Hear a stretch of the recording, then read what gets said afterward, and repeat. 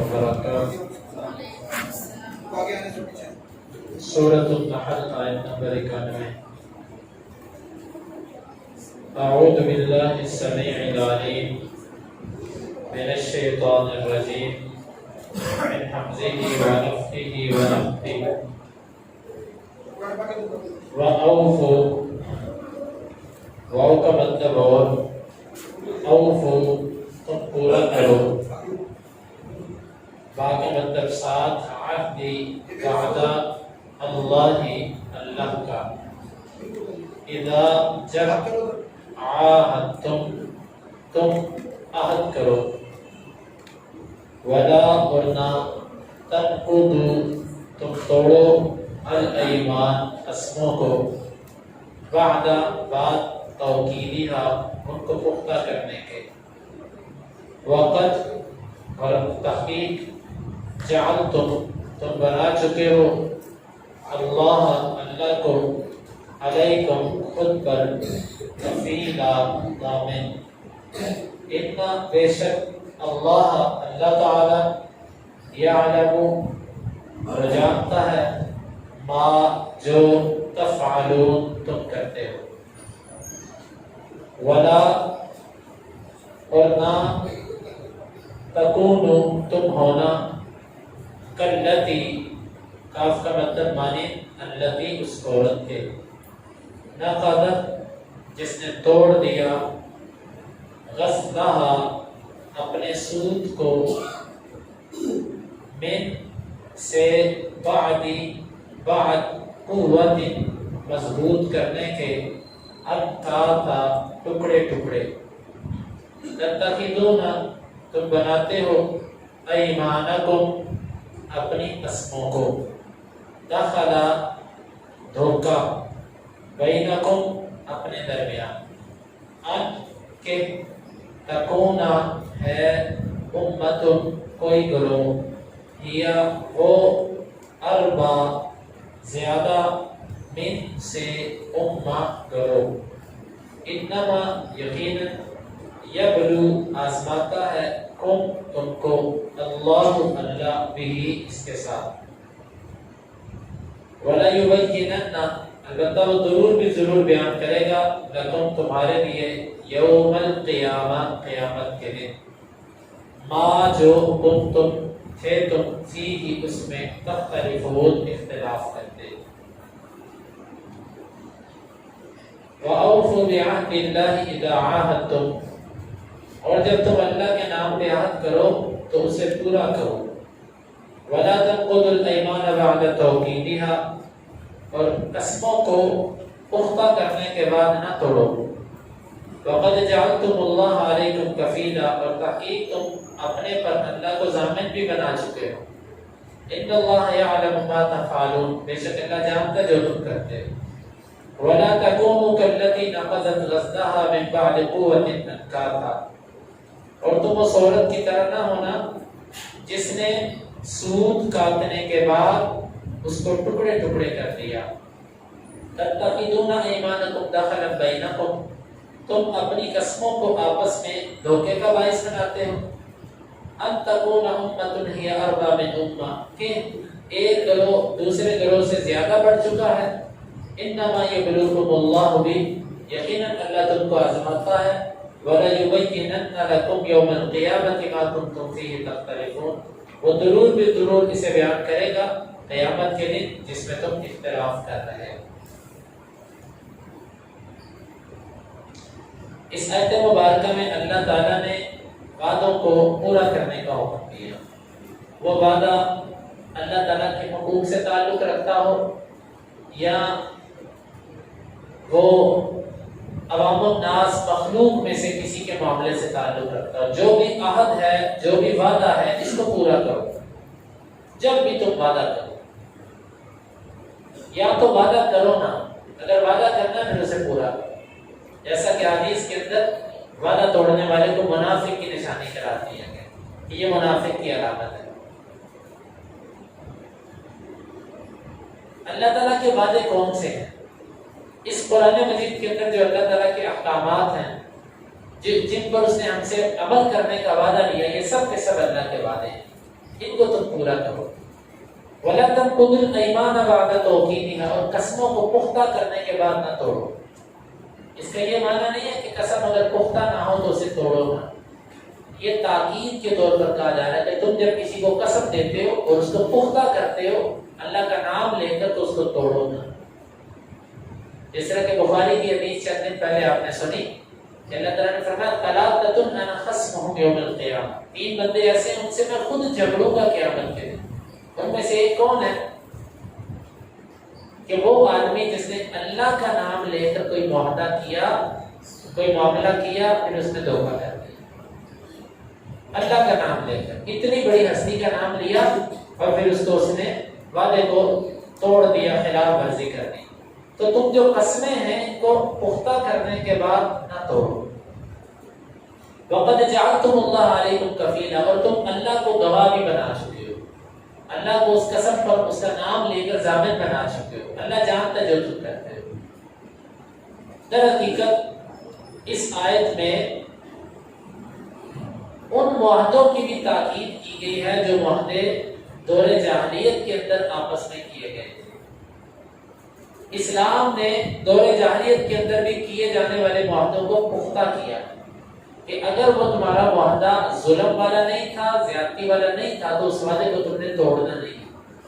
یہ اللہ تعالیٰ کا حکم ہے. تو اسی کو ہی یہاں پر پختہ کرنے کے لیے بیان کیا گیا. گویا کہ اس آیت میں ہمیں یہ سبق دیا گیا ہے کہ کسی طرح بھی جب قسم کھا لو یا کسی سے معاہدہ کر لو، کسی سے وعدہ کر لو، اس کو توڑنا نہیں. یہ مسلمان کا کام ہے کہ وعدہ نہ توڑے. دوسری آیت میں اللہ تعالیٰ نے وعدہ توڑنے والے کو تشبیہ دی ہے. کس کے ساتھ؟ ایک عورت کے ساتھ. کون سی عورت؟ عورت سارا دن سود کاٹتی ہے. سود کاٹنا کیا ہوتا ہے؟ شاید بڑے لوگوں کو تو یہ پتا ہوگا کہ پہلی عورتیں گھروں میں ہی سویٹر، سردی اور اسی طرح جرسیاں اور اسی طرح گھروں کے اندر بعض دفعہ یہ اون کا کپڑا وغیرہ بنا لیا کرتی تھی. وہ جو کپڑا بناتی ہیں اس کو کہتے ہیں سود کاٹنا. مطلب اس کا یہ ہے کہ ایک عورت سارا دن محنت کر کے اون کا کپڑا بناتی ہے، جب شام ہو جاتی ہے تو اس کو ٹکڑے ٹکڑے کر دیتی ہے. کیسی عورت ہے، کم عقل ہے کہ سارا دن محنت کر کے سود کاٹا، اس سے کپڑا بنایا اور شام کو اس کے ٹکڑے ٹکڑے کرتی ہے. یہ اللہ تعالیٰ نے تشبیہ دی ہے اس آدمی کو کہ جس آدمی نے معاہدہ کرتے وقت قسم کھائی اور اللہ کی قسم کھائی اور پختہ قسم کھائی اور بعد میں اس کو توڑ دیا. کہ اس بندے کی مثال اس عورت جیسی ہے کہ جس نے سود کاٹا اور بعد میں کاٹنے کے بعد تیار کرنے کے بعد اس کو توڑ دیا. اس بندے نے قسم کھائی، معاہدہ کیا، وعدہ کیا، اللہ کے نام پہ کیا، بعد میں توڑ دیا. بعد مفسرین کہتے ہیں کہ مکہ کے اندر ایک ایسی عورت تھی، وہ یہ کیا کرتی تھی، تو اس سے تشبیہ دی گئی. لیکن یہ ضروری نہیں ہے. جس طرح کہ قتادہ، مجاہد اور دیگر مفسرین نے یہ ذکر کیا اور ابن کثیر رحمہ اللہ نے اس قول کو نقل کیا کہ اللہ تعالیٰ نے یہ صرف تشبیہ دی ہے وعدہ توڑنے والے کو اس عورت کے ساتھ جو اپنی کی ہوئی محنت میں پانی پھیر دیتی ہے.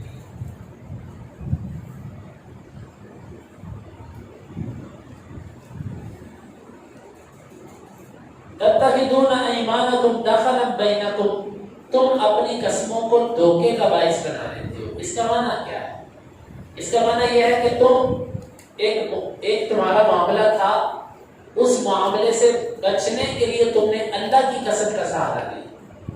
جب اللہ کی قسم کا تمہیں سہارا مل گیا، اس کے بعد تم نے قسم کھائی تھی پورا کرنے کے لیے نہیں، محض دھوکہ دینے کے لیے. جس طرح کہ کسی بندے کو کسی نے پکڑ لیا، اس نے کہا کہ لاؤ کہ میرے پیسے دو، وہ آگے سے قسم کھا کے کہتا ہے میں فلاں تاریخ کو تمہارے پیسے دے دوں، حالانکہ اسے پیسے نہیں دینے تھے.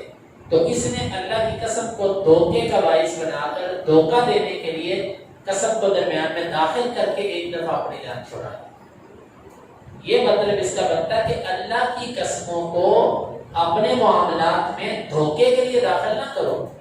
ایک کام تم نے نہیں کرنا، بس اللہ کی قسم صرف جان بچانے کے لیے کھا لی، اللہ کی قسم صرف جان چھڑانے کے لیے کھا لی. یہ کام نہ کرو، ایسا معاملہ نہ کرو. ان تکون امۃ ہی اربا من امۃ، یہ ایک اور جاہلیت کی رسم کی طرف اشارہ ہے۔ دور جاہلیت میں یہ ہوتا تھا اسلام سے پہلے کہ دو قبیلے ہوتے تھے، وہ آپس میں معاہدہ کرتے تھے، ایک قبیلہ طاقتور ہے، ایک قبیلہ کمزور ہے۔ ان دونوں قبیلوں کا آپس میں معاہدہ ہو جاتا کہ ہم ایک دوسرے کے دوست ہیں، ایک دوسرے کی مشکل وقت میں مدد کریں گے۔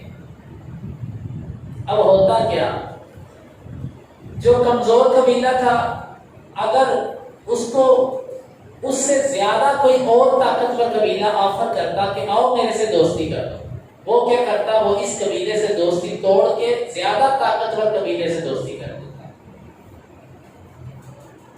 یا دوسری صورت یہ ہوتی تھی کہ یہ قبیلہ آج تک کمزور تھا، اس نے اپنے آپ کو بچانے کے لیے ایک طاقتور قبیلے سے معاہدہ کیا، جب کل کو یہ طاقتور ہو گیا تو اس نے معاہدہ توڑ دیا۔ بات سمجھ آئی؟ اللہ تعالیٰ اس آیت میں یہ سمجھا رہا ہے کہ تم ایک قوم کے ساتھ معاہدہ اس لیے نہ توڑو کہ تمہیں اس سے زیادہ طاقتور قوم مل گئی، کہ اب تم اس سے طاقتور ہو چکے ہو یا تمہیں کوئی ساتھی طاقتور مل گیا، اس وجہ سے کیا وہ معاہدہ نہ توڑو۔ کیوں؟ تمہیں نہیں پتا کہ معاہدے کی قدر کتنی بڑی۔ اس سے موجودہ وقت کے اندر بھی سارے کفر کی یہی کیفیت ہے، جس کو طاقتور دیکھتے ہیں اس کے ساتھ جا کے مل جاتے ہیں۔ کافروں کا اس وقت یہ مزاج ہے پوری دنیا کے اندر، جو سب لوگ طاقتور ہو اس کے پاس چلے گئے، اور جو کمزور ہو اس سے معاہدہ توڑ دیا۔ یہی کام مشرکین مکہ کرتے تھے، تو یہ اسلام نے اس کو ناپسند کیا ہے، جس کو ہم اپنی زبان میں کہتے ہیں چڑھتے سورج کو سلام۔ اور ہمارے جاہل قسم کے لوگ یہ کہتے ہیں کہ کام نکالنے کے لیے کسی کو باپ بھی کہنا پڑے تو کہہ لو، اگر تو اس کا معنی یہ ہو کہ کیے ہوئے معاہدے توڑ دو کام نکالنے کے لیے، تو یہ مسلمان کا شیوا نہیں ہے، یہ غیر مسلم کا کام ہے۔ مسلمان کا کام ہے کہ جس سے معاہدہ ہو گیا وہ طاقتور ہے، وہ کمزور ہے، وہ کیسے بھی ہے اس کیے ہوئے معاہدے کو پورا کرے۔ یہ اسلام ہمیں سبق دیتا ہے۔ ان تکون امۃ ہی اربا من امہ، اس وجہ سے تم وعدے نہ توڑو کہ ایک امت اب تمہیں طاقتور مل گئی اور تم اس کو چھوڑ رہے ہو۔ انما یبلوکم اللہ بھی، اللہ تو تم کو ان چیزوں سے آزماتا ہے۔ بعض دفعہ انسان کسی سے قسم کھا کے کوئی معاہدہ کرتا ہے یا وعدہ کرتا ہے، اس کو اس کے خلاف اس سے زبردست چیز نظر آتی ہے، وعدہ ٹوٹ رہا ہوتا ہے، یہ جو زبردست چیز وقتی طور پہ نظر آتی ہے نا، یہ اللہ کی طرف سے آزمائش ہوتی ہے۔ انما یبلوکم اللہ بھی، اللہ تم کو ایسی کیفیتوں میں آزماتا ہے کہ تم اپنے کیے ہوئے وعدے پر کھڑے رہتے ہو کہ مکر جاتے ہو، تم اپنی دی ہوئی قسم کو پورا کرتے ہو کہ توڑ دیتے ہو۔ ہاں وہ ایک الگ مسئلہ ہے کہ آپ نے کسی فریق کو، آپ نے کوئی قسم کھائی کسی معاملے پر، بعد میں آپ کو اس سے بہتر صورت کسی اور چیز میں نظر آ گئی، تو نبی صلی اللہ علیہ وسلم کا طریقہ یہ تھا کہ آپ قسم کا کفارہ دے دیتے اور دوسری چیز کو کر دیتے۔ مثال دے کر سمجھاتا ہوں مسئلہ۔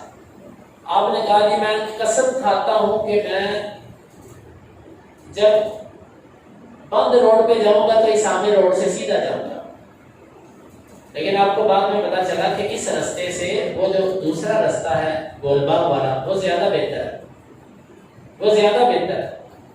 آپ نے قسم کھائی تھی کہ میں ادھر سے جاؤں گا، لیکن آپ کو بعد میں پتا چلا وہ راستہ زیادہ بہتر ہے، تو اب آپ بہتر راستہ اختیار کر سکتے ہیں۔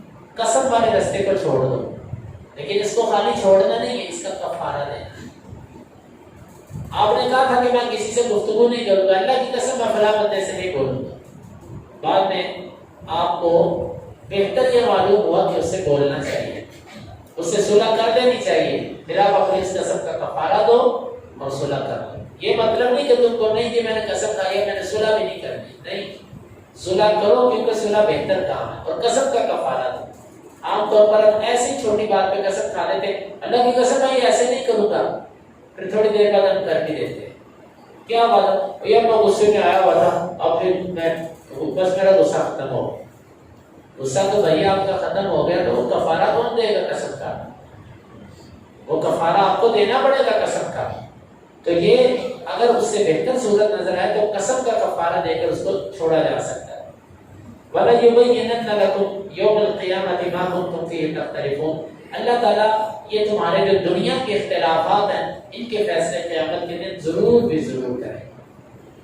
یعنی کہ دنیا میں جتنے اختلاف ہو، وہ عقیدے کا ہو، وہ عمل کا ہو، وہ معاملے کا ہو، ان سب کے فیصلے قیامت کے دن دوبارہ اللہ تعالیٰ کے پاس ہوں گے۔ دنیا میں کوئی فیصلہ میرٹ پہ ہوا یا نہیں ہوا، قیامت کے دن یہ فیصلہ دوبارہ اللہ تعالیٰ کے پاس ہے۔ اللہ تعالیٰ سے دعا ہے اللہ تعالیٰ ہمیں ان آیات کو سمجھنے کی اور ان کے تقاضوں کو پورا کرنے کی توفیق عطا فرمائے۔